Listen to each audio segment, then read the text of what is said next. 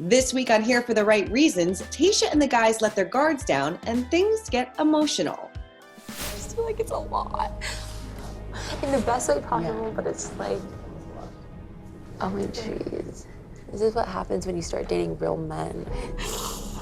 Tayshia talks relationship fears as she opens up to us about her previous marriage. But I don't want it to define me because it doesn't define me. It's just something that I grew from and I learned from. But yeah, it definitely played into me being here. Plus, Chris Harrison reveals the status of Bachelor in Paradise. We're moving forward. Clearly, we are like the rest of the world. This vaccine is on the horizon. There is hope on the horizon. And where there's hope, there's roses and there's the Bachelor. We've got that plus so much more on today's Here for the Right Reasons. Hey guys, Christina Garibaldi here with Us Weekly senior writer Sarah Heron, and welcome to Here for the Right Reasons. Hi, Sarah. Hi, Christina. We had candid conversations, we had a heated 2-on-1, and one guy who bared it all, quite literally, on this week's episode. That he did. Well, let's kick it off with our unfiltered moment of the week, brought to you by Juvederm. As we know, there is no denying that Tayshia has been laying it all out there this season and keeping it real with the Bachelorette fans, and so are the guys. In fact, things got so real that Tayshia was overcome with emotions. Take a look. I officially broke down. I just had to get out of here and I just started crying. Because I feel like you guys just like put down all your walls and just like poured out to me. And I got so overwhelmed because you guys were just so raw and vulnerable. And I feel like that's all I've been looking for. Yeah, I kind of loved this group date. It was really heavy, but still light. Like it took me in a lot of different directions that I didn't see coming. The guys took it so seriously, which doesn't always happen. Because I was a little hesitant going into it. I'm like, oh no, here we go. Another naked date. But yeah, they really got candid. They opened up about their past. Like we said, Ben bared it all, but she was really, I don't think she was expecting it. And she really was happy that they let their guard down. Yeah, I agree. I was so happy that it wasn't them getting naked, besides Ben, which we'll get to. But it was so funny that all of them assumed that they were like, oh, here we go again. Like, gotta get naked again. Like, Blake was like, third time. Like, it was ridiculous. So I'm happy we stopped that.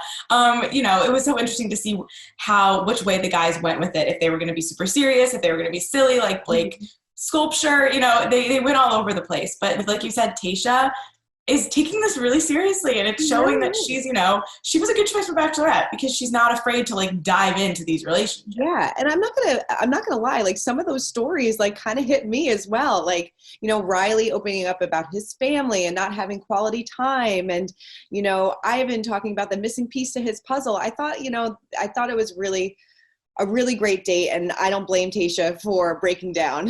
I agree. Moment. Yeah, Sarah, how about you? What was your unfiltered moment of the week? Well, my unfiltered moment of the week came a little earlier in the episode when she was talking to JoJo, who I was so excited to see and find after all this time we were waiting for her to step in for Chris Harrison. And I love seeing Bachelorettes bond about being the Bachelorette. And of course, Tayshia talked about making the same mistake twice because we know she's been married. And I'm always trying to, hear a little bit more about her past. I think it's so interesting. So here is Tayshia talking about making the same mistake twice. I mean, like, what is your fear at the end of it? Well, it's just, I've done it before. I've been married. I've done all of this. I'm like, I'm not just going to get engaged to someone just because, it just like feels right in the moment. Yeah, I mean, being candid and honest about her past relationship. Obviously, we know that it ended in divorce after nearly 2 years of marriage. So she's talking to JoJo being like, this is a scary situation for me. I don't know if I'm going to be able to get engaged at the end of this because I don't want to get a divorce again. And she, we kind of see that in her date with Zach, which we'll talk about a little bit later because, putting her in a wedding dress, it really made her uncomfortable. Yeah, I could not believe they did that, to be honest. But yeah, I mean, listen, I think you can say a lot about this season, whether you liked Claire, Tayshia, whoever, but you can't lie that they're both were like laying it all out on the table, talking about their fears, their insecurities. They really want to be married and in love and happy. So it was nice to, see her bond with JoJo over that and just talk about it. But the wedding dress, I can't. It was a bit much. I felt really bad for her. It reminded me, I don't know, of like the Sex and the City episode where Carrie's like breaking out in hives when she's in the wedding dress. I'm like, yes, I'm totally gonna have a meltdown right now, and I don't blame her. Oh my God, that's a good call. It's so funny because they feel like they've done wedding photo shoots before on this show. Like, we're no stranger to that. But one, it's usually a group date, I feel like, to make it a little less weird, and they make it silly. And two, I feel like most of the time the person hasn't been married before and done this. Like, it was too real. It was very, very real. Well, I know Tayshia recently opened up to you about her marriage, right? That's right. I recently talked to Tayshia to find out how her marriage changed her views on getting engaged and affected the season, kind of shaped it, honestly. So take a look. Well, we see in the trailer that your divorce is going to be like a common, maybe a theme. Was it hard to be so open about that on the show? No, it's not hard at all, because it's definitely something that I've experienced in the past, but and it led me to today. But I don't want it to define me, because it doesn't define me. It's just something that I grew from and I learned from. But yeah, it definitely played into me being here. So having being married before, does that make you more cautious going into an engagement on the show? Was that in the back of your head, or were you ready to jump in? I mean, having been married before, I feel like my feelings on that is I'm not just going to do anything just to do something. I'm not going to do it because I feel like I need to or do this and that. I'm going to do it because it's the right thing to do, and I'm excited and I'm happy and this and that and this and that. So, yeah, if it were to happen, it'd be with the right sentiment. Have you heard from your ex-husband or any of your Bachelor exes since this whirlwind experience has gone on? Oh my gosh. No, I have not. And even if I had, I'm on cloud nine right now. Just let a girl live. Yeah, I love that she's not afraid to talk about her past relationship.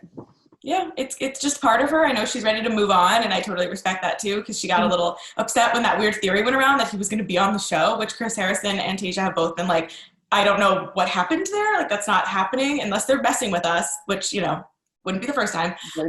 But I get why she's ready to move on. But like we said, it shaped a lot of who she is and how she acts in relationships, I feel like. Totally. All right, let's move on to our bracket of roses. And this whole episode, like we've been talking about, is about these guys letting their guards down. So let's kind of break it down one by one. Let's kick it off with Zach, because he had the first one-on-one date. And like we said, it started off a little awkward because they had this whole wedding dress theme going, this whole photo shoot. But then things really got real during their dinner conversation. And I was not expecting this past from him. I mean, he's been married before too, which this is like maybe the second or third guy. I know Bennett had been engaged. There was one other guy who had been married. I can't remember. So that's so interesting. And that it worked out that, these guys were cast for Claire, and then a lot of them had a lot of things in common with Tayshia, which was cool. But yeah, I only saw it coming when they showed that scene, like right before they sat down, they showed like his water glass and her wine glass.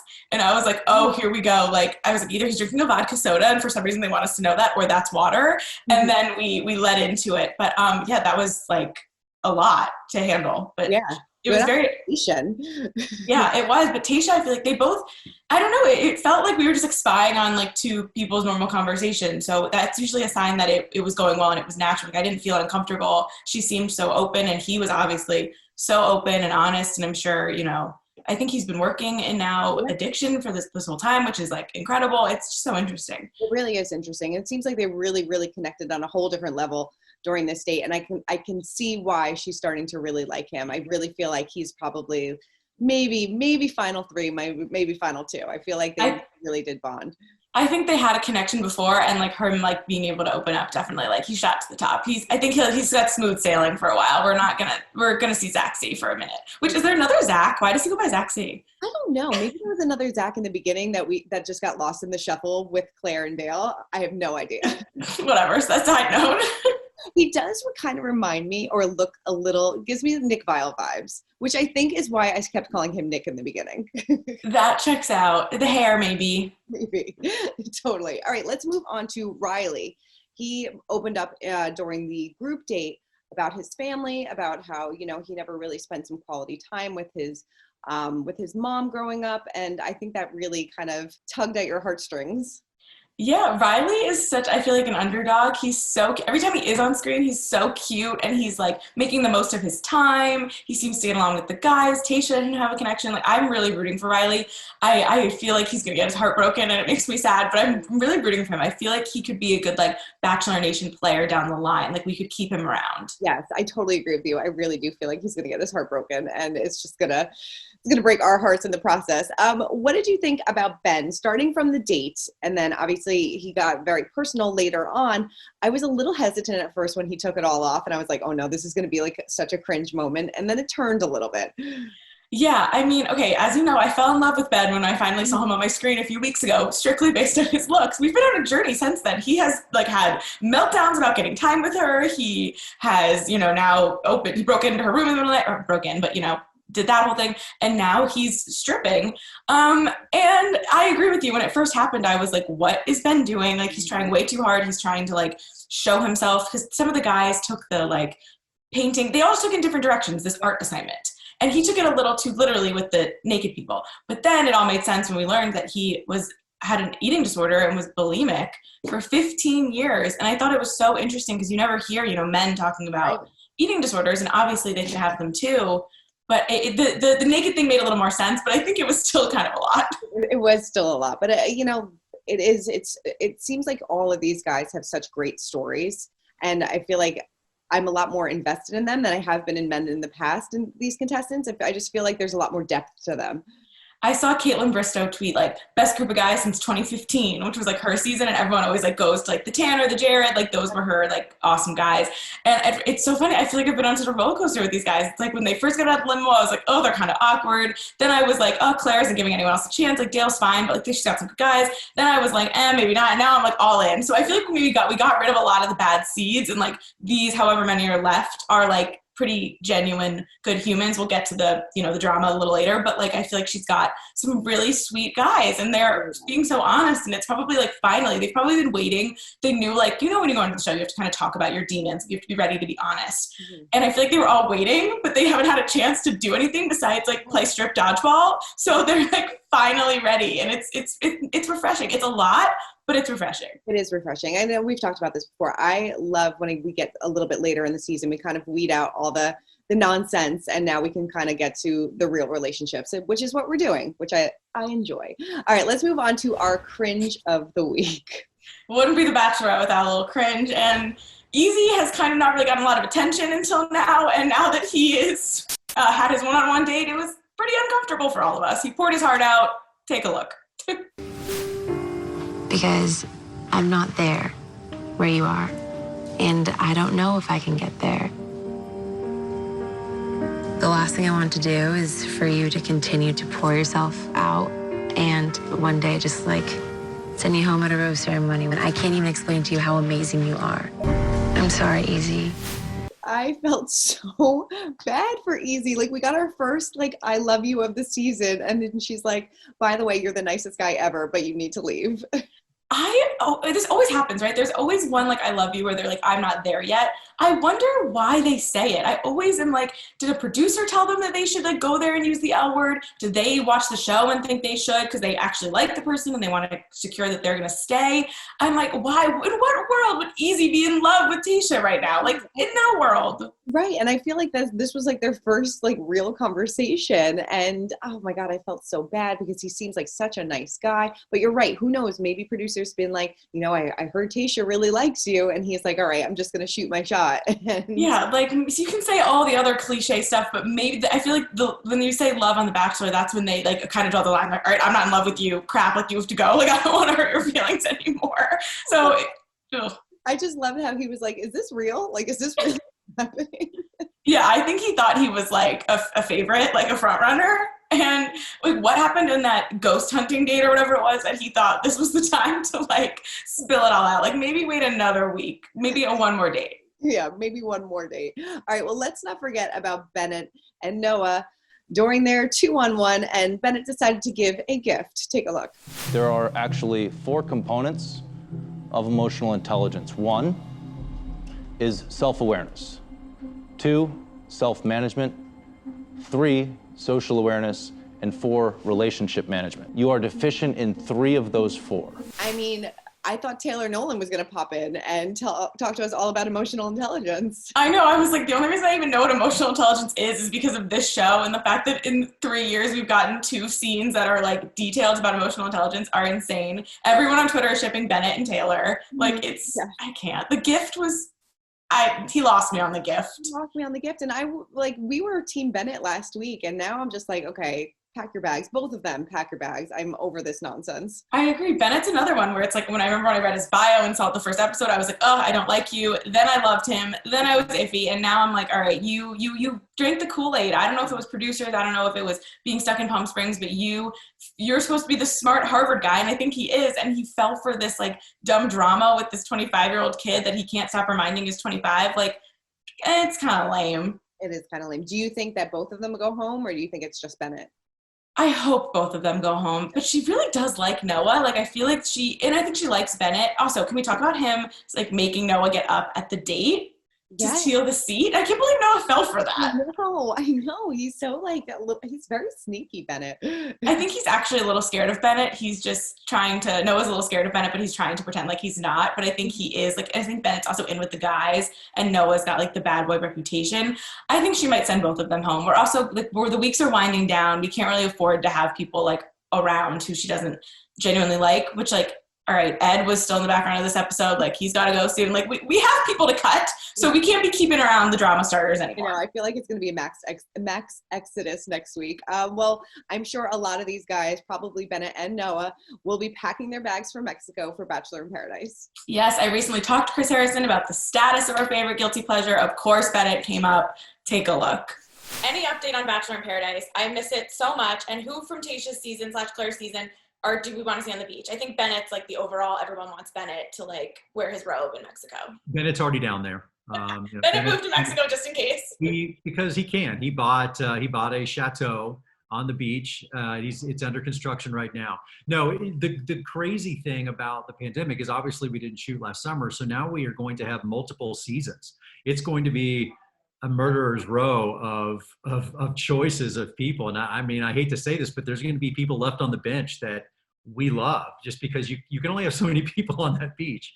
And right now, the plan is we're moving forward. Clearly, we are like the rest of the world. This vaccine is on the horizon. There is hope on the horizon. And where there's hope, there's roses and there's the Bachelor.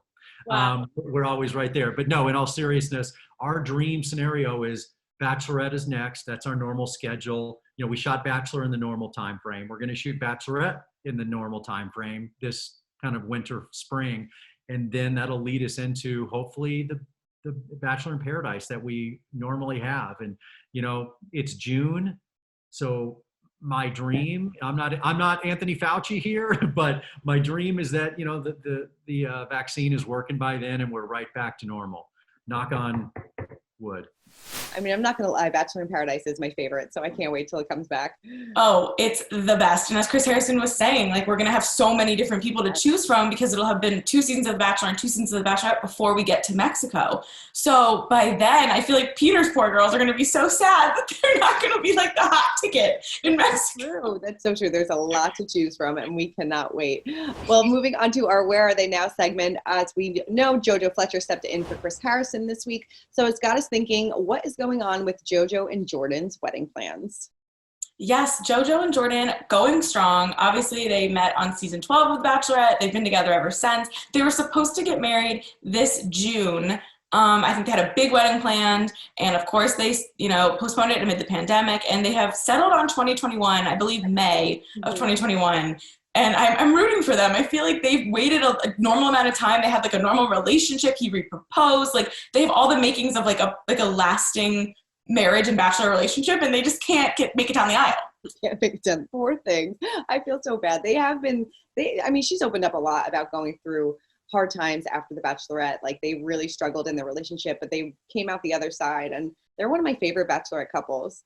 Same. And it was one of those things where when it happened, I was like, oh, Jordan's not here for the right reasons. Like he's whatever because his brother. And I think we all thought that. And no, like he seems like such a nice, genuine, funny guy. They seem like normal people. They live in Dallas. They're not that living in LA is bad, but the Bachelor couples who move to LA and are on red carpets every night, you kind of question why they're there. These two do home renovation. They've been spending the quarantine in Puerto Rico renovating some house. Like he flew Becca Tilly there for her birthday. I weirdly know way too much about them clearly. But I'm all in on those two. I can't wait till they have kids. They're both gorgeous. Also, did you notice the guys were like, I feel like some of them were a little like into JoJo. Oh, totally. I did see on Jordan's Instagram, like, back off, guys, she's taken. So I feel like they were like, oh, like another girl. I think maybe they were like, oh, are we gonna get third Bachelorette? Like, it wouldn't be the first time. And JoJo is gorgeous, but I feel like some of them was like, whoa, relax, like keep your eye on Tayshia. yeah, she's like flashing that ring, be like, hey guys, I'm taken. Yes. All right. Well, Sarah, thank you so much for breaking down all things Bachelorette with me. Thank you, Christina. We're in the home stretch. We don't know what's gonna happen. I don't think either of us have been spoiled, but we got something good. I can tell it's gonna be emotional. There's so much crying left to happen based on the promos for the next couple weeks. Totally. It's gonna be a wild ride, and we are gonna recap every single week. So make sure you check out Here for the Right Reasons every Wednesday on Us Weekly's YouTube channel. And for all your Bachelor needs, make sure you head on over to usmagazine.com. Sarah and I will see you next week. Bye.